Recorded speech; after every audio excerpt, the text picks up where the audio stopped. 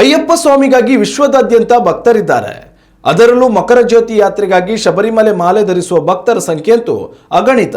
ಈ ಬಾರಿ ಕೂಡ ಸಾಕಷ್ಟು ಮಂದಿ ಅಯ್ಯಪ್ಪ ಸ್ವಾಮಿ ಮಾಲೆ ಧರಿಸಿದ್ದು ಪಂದಳಕಂದನ ದರ್ಶನಕ್ಕಾಗಿ ಕಠಿಣ ವ್ರತಾಚರಣೆಯಲ್ಲಿ ನಿರತರಾಗಿದ್ದಾರೆ.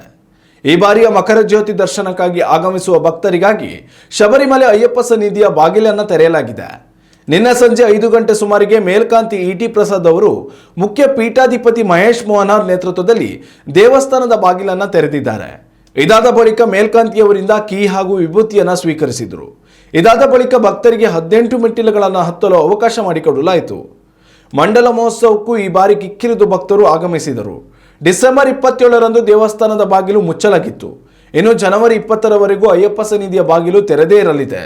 ಈ ಬಾರಿ ಮಕರ ಜ್ಯೋತಿ ದರ್ಶನಕ್ಕೆ ಲಕ್ಷಾಂತರ ಸಂಖ್ಯೆಯಲ್ಲಿ ಶಬರೀಶನ ಭಕ್ತಾದಿಗಳು ಆಗಮಿಸುವ ನಿರೀಕ್ಷೆ ಇದೆ. ಉತ್ತಮ ಸಂಸ್ಕಾರಯುತ ಶಿಕ್ಷಣದೊಂದಿಗೆ VSS English medium CBSE school Udupi Muddur. ನರ್ಸರಿಯಿಂದ 10ನೇ ತರಗತಿವರೆಗೆ ಶಿಕ್ಷಣದ ಜೊತೆಗೆ 5ರಿಂದ 10ನೇ ತರಗತಿವರೆಗಿನ ವಿದ್ಯಾರ್ಥಿನಿಯರಿಗೆ ಉತ್ತಮ ಹಾಸ್ಟೆಲ್ ಸೌಲಭ್ಯವೂ ಇದೆ. ನಿಮ್ಮ ಮಕ್ಕಳ ಪ್ರವೇಶಾತಿಗಾಗಿ ಈ ಸಂಖ್ಯೆಗೆ ಕರೆ ಮಾಡಿ.